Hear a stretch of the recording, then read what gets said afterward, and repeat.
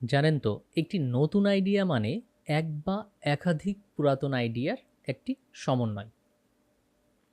আর এই আইডিয়া করার সামর্থ্য বা ভিজুয়ালাইজেশনটা হলো গ্রাফিক্স ডিজাইনের সবথেকে বড় শক্তি।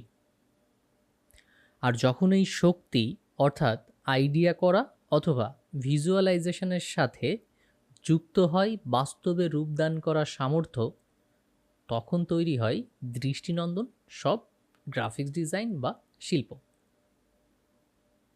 হ্যাঁ, এই আইডিয়াটাই আমাদের এই গ্রাফিক্স ডিজাইনারদের মূল শক্তি।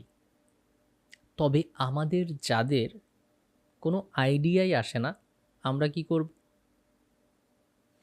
এমন অনেক ডিজাইনার আছি আমরা, যারা শুরুর দিকে অথবা শুরু করছি মাত্র, তাদের প্রথম আইডিয়াটা না আসা খুবই স্বাভাবিক।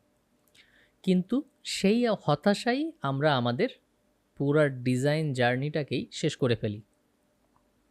তো আজকে এমন 5টি কথা আপনাদের সাথে শেয়ার করব বা 5টি প্র্যাকটিস আপনাদের সাথে শেয়ার করব, যে 5টি প্র্যাকটিসের মাধ্যমে আপনার আইডিয়া জেনারেট হতে বা তৈরি করতে আপনাকে অনেক বেশি হেল্প করবে। তাহলে চলুন শুরু করা যাক। ধরুন আপনি কোনো জিনিস কখনো দেখেনইনি, তাহলে সেই জিনিস আপনি কিভাবে তৈরি করবেন? এটা খুবই কঠিন। তো আপনাকে আগে দেখতে হবে, তারপর না নতুন আইডিয়া ক্রিয়েট হবে। সেই দেখার জন্য আপনাকে যে কাজটি করতে হবে, আমাদের যতগুলি ওয়েবসাইট আছে, যেমন ফ্রিপিক, শাটারস্টক, গ্রাফিক্স রিভারের মতো, যেখানে গ্রাফিক্স ডিজাইন পাওয়া যায়, সেখানে অবশ্যই ভিজিট করতে হবে এবং এই সুন্দর সুন্দর ডিজাইনগুলোকে আপনাকে মনোযোগের সাথে দেখতে হবে, কারণ এখান থেকেই আপনার আইডিয়া ডেভেলপ করবে। এবার আসি দ্বিতীয় অপশানে। যে ডিজাইনগুলি আপনি দেখছেন, এর পিছনে অনেক পরিশ্রম রয়েছে ডিজাইনারের, যার জন্যে এটাকে এত বেশি প্রফেশনাল এবং এত বেশি চাকচিক্য মনে হচ্ছে। আর যেটা দেখেই আপনি মূলত ভয় পাবেন, আর আপনার মনে হবে যে এতটা সুন্দর করা আমার পক্ষে হয়তো সম্ভব নয়। এই জন্যে আপনাকে যে কাজটি করতে হবে, সকল প্রকারের চাকচিক্য বাদ দিয়ে আপনাকে ঠিক এইভাবে ওয়েবসাইট থেকে ডিজাইনগুলো কালেক্ট করতে হবে এবং সেগুলোর উপরে শুধুমাত্র স্ট্রাকচার বা ওয়্যার ফ্রেম, অর্থাৎ শুধুমাত্র লাইনগুলোকে কিভাবে তৈরি করা হয়েছে সেই লাইনগুলো দিয়ে ঠিক এইভাবে একটি ডিজাইন কম্পোজিশন রেডি করতে হবে। আর কিছু করতে হবে না আপনার। তাহলে কি হলো, যে দ্বিতীয় ধাপে আমরা কি করব, ডিজাইনগুলোকে যেগুলো আমাদের পছন্দ হবে সেগুলোকে কালেক্ট করব এবং সেটার জন্য একটি ওয়্যার ফ্রেম তৈরি করব। এই গেল আমাদের 2 নাম্বার প্র্যাকটিস। এবার আসি 3 নাম্বার অপশানে। পৃথিবীতে যত ধরনের প্র্যাকটিসের মাধ্যমে আমরা শিখে থাকি, তার মধ্যে সবথেকে বড় এবং সবথেকে গুরুত্বপূর্ণ হলো কপি করা। আমরা যদি কোনো কিছু খুব মনোযোগ দিয়ে কপি করতে পারি, তাহলে সেই জিনিস আমরা তত দ্রুত শিখতে পারি।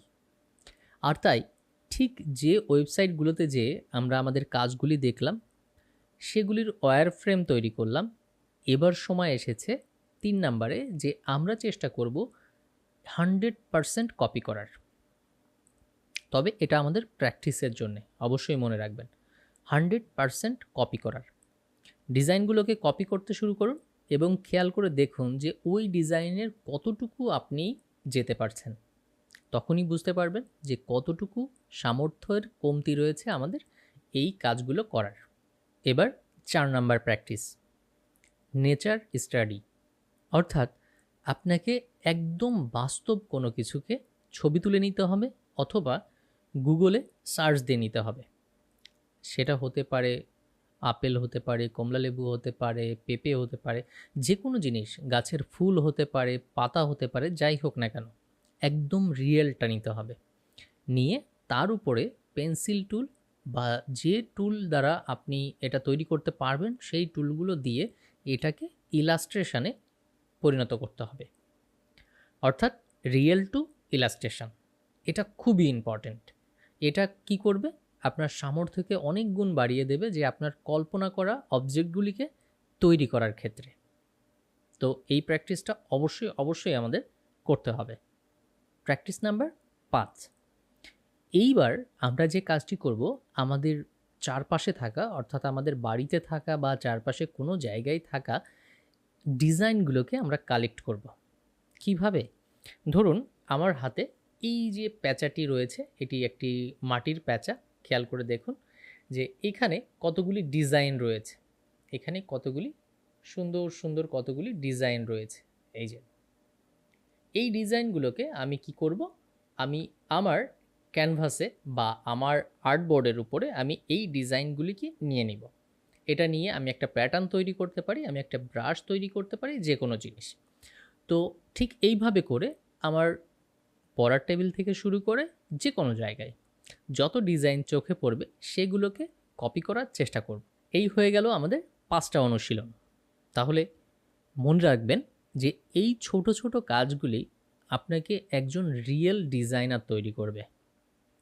সবসময় সবার উপরে নির্ভর করতে হবে না, এরকম যাত্রা আপনার এই 5টা প্র্যাকটিস করে দিবে।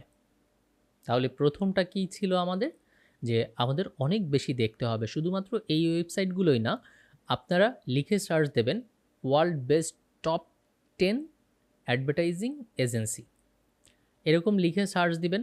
সেই কোম্পানির ওয়েবসাইটগুলোতে যাবেন, যে দেখবেন যে তারা কোন কোন ধরনের ক্রিয়েটিভ তৈরি করেছে, সেগুলো থেকেও আপনি একটু আইডিয়া পেতে পারেন।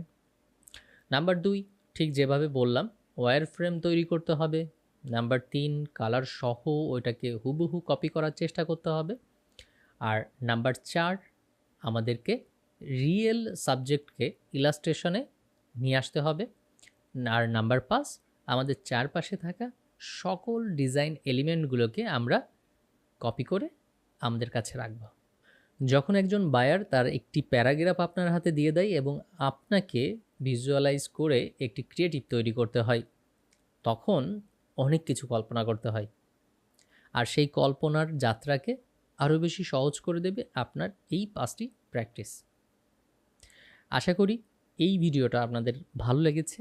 আজকে ডিজাইনের 4র্থ দিন, দেখা হচ্ছে 5ম দিনে। সবাই ভালো থাকবেন, সুস্থ থাকবেন।